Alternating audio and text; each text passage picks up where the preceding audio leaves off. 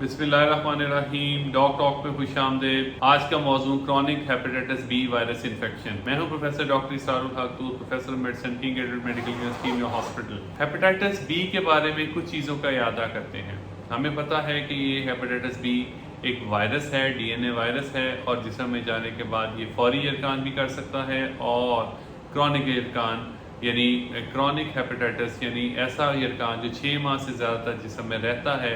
Chronic hepatitis की सूरत भी इख्तियार कर सकता है। और बच्चों में आमतौर पर जब ये जरासीम जिस्म में दाखिल होता है तो 90-95% केसेस में ये क्रॉनिक सूरत इख्तियार करता है, और 5 साल की उम्र तक के बच्चों में जब ये जिस्म में जाता है तो तकरीबन 50% बच्चे उसको क्लियर करते हैं 6 महीने के अंदर, लेकिन बाकी 50% लोगों के जिस्म में, बच्चों के जिस्म में ये जिस्म रह जाता है। यानी माँ से बच्चों को लगने वाला जो जरासीम है वो आम तौर पे क्रॉनिक सूरत इख्तियार कर जाता है। इसी तरह से जब एडल्ट लाइफ में या बड़ों में ये जरासीम जिस्म में जाता है हेपेटाइटिस बी का, तो उसको ज़्यादा चांसेस ये होते हैं कि हमारा जिस्म पाक कर देगा, 6 महीने के अंदर अंदर क्लियर कर देगा और उसके कोई लंबे अरसे तक असरात नहीं रहेंगे। लेकिन तकरीबन 10% ऐसे लोग होते हैं जिनके ऐसे एडल्ट्स जिनके जिस्म में जब जरासीम दाखिल होता है हेपेटाइटिस बी का, तो वो क्रॉनिक सूरत इख्तियार कर जाता है, यानी उसके असरात 6 महीने के एंट्री के बाद भी नज़र आते हैं। तो ऐसे लोगों को क्रॉनिक हेपेटाइटिस का शिकार मरीज़ कहा जाता है। तो आज हम इस क्रॉनिक हेपेटाइटिस बी को डिस्कस करेंगे। क्रॉनिक हेपेटाइटिस बी की आगे मज़ीद 2 किस्में हैं, जिसमें हम एक को कहते हैं ई एंटीजन पॉजिटिव डिजीज़ और दूसरे कहते हैं ई एंटीजन नेगेटिव डिजीज़। ये एक ही डिजीज़ के मुख्तलिफ स्टेजेस के नाम हैं। इसमें जिसम मुख्तलिफ हिस्सों से मुख्तलिफ तरीक़ों से वायरस को क्लियर करने की कोशिश कर रहा होता है। इसमें बाज़ स्टेजेस पे जरासीम एक्टिव होता है, तोड़ फोड़ जिसम में ज़्यादा कर रहा होता है, और बाज़ स्टेजेस में तोड़ फोड़ कम हो रहा होता है। दवाइयों का असर बाज़ स्टेजेस में ज़्यादा अच्छा बनता है और बाज़ स्टेजेस में इसके ख़िलाफ़ जो वायरस को मारने वाली दवाइयाँ हैं उनका असर इतना अच्छा नहीं बन रहा होता। इसके अलावा हमें पता है कि इसके 3 बड़े ज़राए हैं हेपेटाइटिस बी के। क्रॉनिक हेपेटाइटिस बी के जिस्म में दाखिले के जरासीम के 3 ज़राए हैं। एक है जी माँ से बच्चे को पैदाइश के दौरान, और दूसरा है बड़ा ज़रिया जिस्मानी तल्लुकात या जिनसी तल्लुकात के ज़रिए से मेल से फ़ीमेल को और फीमेल से मेल को लगने का चांस होता है। तीसरा बड़ा नुमायाँ ज़रिया जो है वो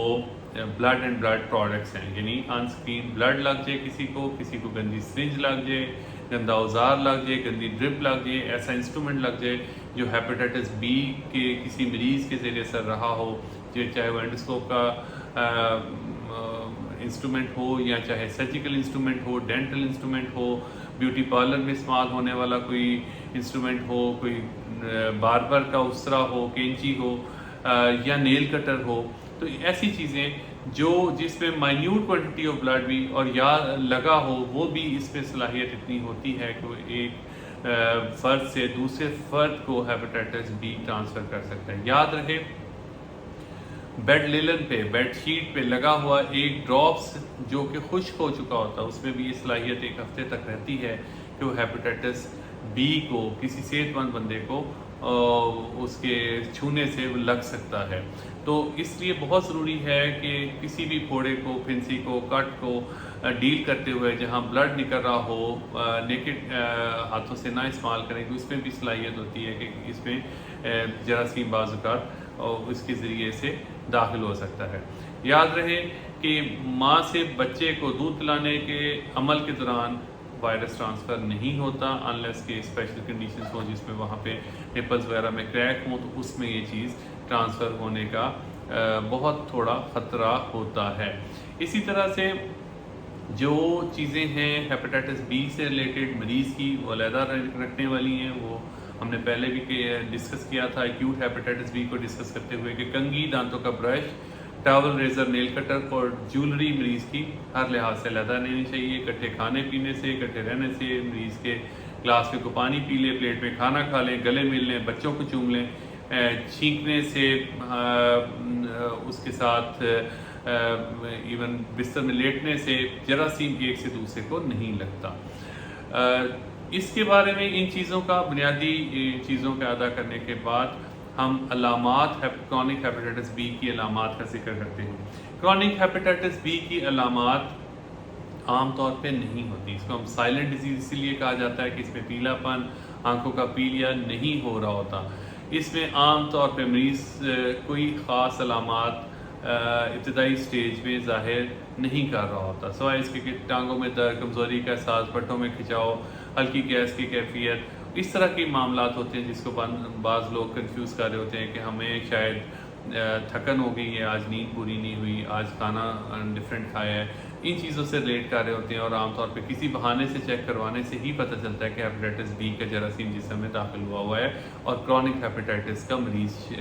شکار ہو چکا ہے۔ تو اسی لیے اسے سائلنٹ ڈیزیز بھی کہا جاتا ہے، اس کی علامات زیادہ نہیں ہوتی، لیکن جب ایک خاص حد سے بیماری آگے چلی جاتی ہے جس میں پیٹ پھول جاتا ہے، پیٹ میں پانی آ جاتا ہے،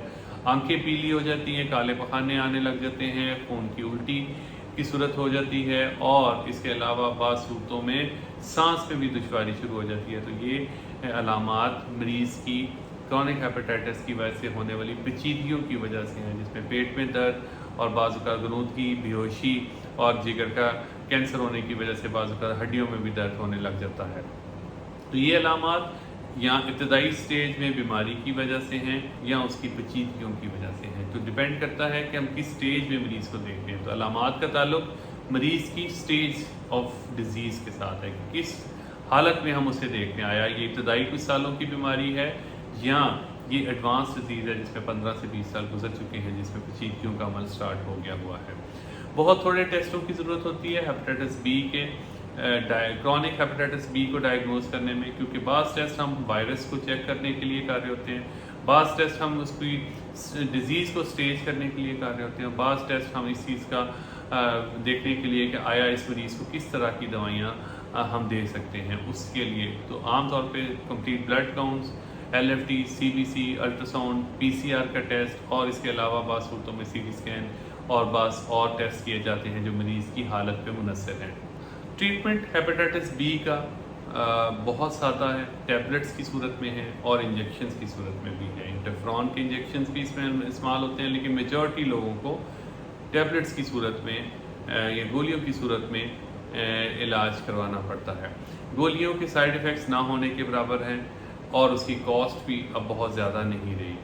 فریلی اویلیبل بھی ہیں، گورنمنٹ انسٹیٹیوشنز اس کی سپلائی بھی کرتے ہیں، لیکن سب سے اہم، سب سے ضروری چیز یہ ہے کہ اس کا علاج لمبے عرصے تک کرنے کی ضرورت ہوتی ہے، اور بعض صورتوں میں اس کا علاج کئی سال اور بعض صورتوں میں اس کا علاج ساری عمر جاری رہتا ہے۔ تو اس لحاظ سے یہ مختلف ہے دوسرے طرح کے کرونک ہیپیٹائٹس سے، اسپیشلی ہیپیٹائٹس سی سے، جس میں مختصر عرصے تک اس علاج کی ضرورت ہوتی ہے اور عام طور پہ مریض کو لمبے عرصے تک یا سالوں کے حساب سے دوائی کی ضرورت نہیں ہوتی۔ دوسری خاصیت یہ ہے کہ اس ٹیسٹوں کی مانیٹرنگ کے دوران ہمیں ضرورت رہتی ہے تاکہ ہم دیکھ سکیں کہ وائرس جسم سے نکل رہا ہے، اس کی مقدار کم ہو رہی ہے، زیادہ ہو رہی ہے، اور جگر کے فیل پہ کیا اثرات آ رہے ہیں۔ تو مانیٹرنگ کے لیے ٹیسٹوں کی ضرورت ہوگی، لیکن عام طور پہ دوائیوں کو ٹالریٹ کرنے میں کوئی دشواری نہیں ہوتی۔ کرونک ہیپیٹائٹس بی میں ابتدائی سٹیج میں غذا کی کوئی خاص پرہیز نہیں ہے، سب چیزیں صاف کھانا، صاف پانی کے علاوہ اور کوئی خاص اسپیشل ڈائٹری پریکاشنز نہیں ہیں، سارے پھل، ساری سبزیاں، ساری دالیں، ہر طرح کا گوشت، چھوٹا بڑا مرغی مچھلی کا، انڈا مچھلی کھا سکتا ہے مریض، اس میں کھانے میں کوئی اسپیشل ڈائٹ کی نہ کوئی فائدہ ہے اور نہ ہی کوئی نقصان ہے، صرف متناسب صحت مند بیلنس ڈائٹ لینے کی ضرورت ہے جس میں جسم کا قوت مدافعتی نظام جو ہے وہ بہتر رہتا ہے۔ جب ایک خاص حد سے بیماری آگے چلی جاتی ہے جس میں بیماری پیچیدگی کی صورت اختیار کر جاتی ہے تو پھر ڈائٹری پریکاشنز میں کچھ بعض صورتوں میں نمک کی پرہیز، بعض صورتوں میں پروٹینز کی کمی، اور بعض صورتوں میں ہمیں اس میں اسپیشل ڈائٹس اور کچھ صورتوں میں پانی کے استعمال کو بھی کم کرنا پڑتا ہے۔ تو ابتدائی سٹیج میں کوئی پرہیز نہیں ہے، لیکن لیٹ سٹیج میں جب کمپلیکیشنز بن جاتی ہیں تو پھر کچھ اسپیشل ڈائٹری پریکاشنز کی ضرورت ہوتی ہے جو مریض کی حالت پر منحصر ہے۔ کرونک ہیپیٹائٹس بی کی پیچیدگیوں میں شامل ہے जिगर का सिकुड़ना, तिली का फैलना, पेट में पानी का आना, खून की उल्टी, काले मखाने, जिगर का कैंसर बनना और इसके अलावा सांस में दुश्वारी, आंखों का पीलापन होना। ये सारी पेचीदगियाँ क्रॉनिक हेपेटाइटिस बी से मुंसलिक हैं और ये एक ऐसी बीमारी है जिसमें इन पेचीदा सूरत हाल से बचने के लिए इसको इब्तदाई स्टेज पे डायग्नोज करना और ट्रीट करना ज़रूरी है। क्रॉनिक हेपेटाइटिस बी जब पेचीदगी की स्टेज पे चला जाता है तो वायरस को ख़त्म करने के बावजूद बाद सूरतों में सिवाय जिगर की तब्दीली के कोई ऐसा इलाज नहीं रह जाता जिससे हम मरीज़ की क्वालिटी ऑफ लाइफ और मरीज़ की जो रोज़मर्रा की ज़िंदगी में आसानियाँ हैं वो पैदा कर सकें। तो इसलिए ज़रूरी है कि इस स्टेज पे पहुंचने से पहले, इन पेचीदगियों की स्टेज से पहुंचने से पहले हम वायरस को जिस्म से निकालें और इन पेचीदगियों से मरीज़ को बचाएं ताकि जिगर की तब्दीली की ज़रूरत ही ना पड़े। क्रॉनिक हेपेटाइटिस बी से बचाव के लिए ज़रूरी है कि ब्लड एंड ब्लड प्रोडक्ट्स की सेफ्टी को इंश्योर किया जाए। इसका क्या मतलब है? उसका मतलब ये है जी कि ब्लड अगर किसी को ज़रूरत है तो स्क्रीन ब्लड लगवाया जाए। अगर किसी को इंस्ट्रूमेंट्स लगने की ज़रूरत है, कोई औजार लगने की ज़रूरत है, जिस तरह डेंटिस्ट के इंस्ट्रूमेंट्स हैं, एंडोस्कोप्स हैं, सर्जिकल इंस्ट्रूमेंट्स हैं, ब्यूटी पार्लर के औजार हैं या बार्बर की शेविंग किट है, वो हमारी जरासीम से पाक हो। और कोशिश करें कि ऐसी जगह से हम ये काम करवाएं जहाँ पे इन चीज़ों की अवेयरनेस भी हो और सहूलत भी हो। अगर कोई भी जिस्म छिदवाने का या आकोपंक्चर का या कोई भी इंस्ट्रूमेंट्स जहाँ हमारे जिस्म पे लगने हैं, जहाँ ब्लड का एक ड्रॉप भी निकलने का एहतमाल हो, तो वहाँ कोशिश करें कि हमारे इंस्ट्रूमेंट्स साफ़ हों, स्टेरलाइज हों, हेपेटाइटिस बी से पाक हों। दूसरा बड़ा ज़रिया माँ से बच्चे को है।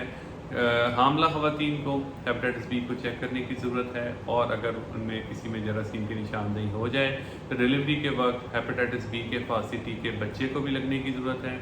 और ख़ास तौर पे वैक्सीनेशन प्रोग्राम हेपेटाइटिस बी का वो भी चाइल्ड डिलीवरी के उसी वक्त से पहली डोज लगने की ज़रूरत है। यानी दो तरह के इंजेक्शन लगेंगे, एक हिफाजती टीके वैक्सीन जिसको कहते हैं और दूसरा वो टीका जो इम्यूनोग्लोबुलिन से उसको हेपेटाइटिस बी के वायरस से बचाव की एक स्पेशल टीका होता है वो लगने की ज़रूरत होगी ताकि माँ से बच्चे को ट्रांसफ़र ना हो। और हमें पता है कि माँ से बच्चे को ट्रांसफ़र होने वाला जरासीम लंबे अरसे तक चलता है, इसलिए बच्चे को बचाना उसकी आने वाले दिनों के लिए बहुत ज़रूरी है। तीसरा बड़ा ज़रिया मियाँ बीवी के ताल्लुकात, जिस्मानी ताल्लुकात हैं, तो इसके लिए ज़रूरी है कि अगर घर में एक भी मरीज़ हो, ख़ास तौर पर उसकी बेगम को, उसके घर के सारे अफराद को ज़रूर स्क्रीन किया जाए और उन्हें ज़रूरी मालूमात दी जाए ताकि वो इससे बच सकें, जिसमें ख़ास तौर पे बैरियर कॉन्ट्रासेप्शन जिसको हम कहते हैं, कॉन्डोम का इस्तेमाल हेपेटाइटिस बी से बचाव का एक मौसर ज़रिया है। इसके अलावा हमारे पास एक बहुत ही इफेक्टिव हथियार हेपेटाइटिस बी की वैक्सीन की सूरत में मौजूद है। एक ऐसी वैक्सीन है जो बहुत इफेक्टिव है। तकरीबन 90% केसेस में हेपेटाइटिस बी जो है वो इससे बचाव हो जाता है। 3 डोजेस लगती हैं, एक आज, एक महीने बाद, एक 6 महीने बाद। बच्चों के लिए भी महफूज है और बड़ों के लिए भी मुयसर है, फ्रीली अवेलेबल है। ज़रूर लगवानी चाहिए, हर एक को लगवानी चाहिए, स्पेशली उन लोगों को जिनका इनकाउंटर मरीज़ों के साथ रहे, जिनका इनकाउंटर किसी भी ऐसी फैसिलिटी में है जैसे डायलिसिस में काम करने वाला स्टाफ है, हॉस्पिटल में करने वाला स्टाफ है या किसी ऐसी जगह पे वो काम करते हैं जहाँ पे उनका इनकाउंटर इस तरह के ज़ख्मों के साथ या कट्स के साथ या ब्लड के साथ हो सकता है। उन सब लोगों को लगवाने की ज़रूरत है। इस दुआ के साथ कि अल्लाह ताला क्रॉनिक हेपेटाइटिस बी से और हर बीमारी से हम सबको महफूज रखें।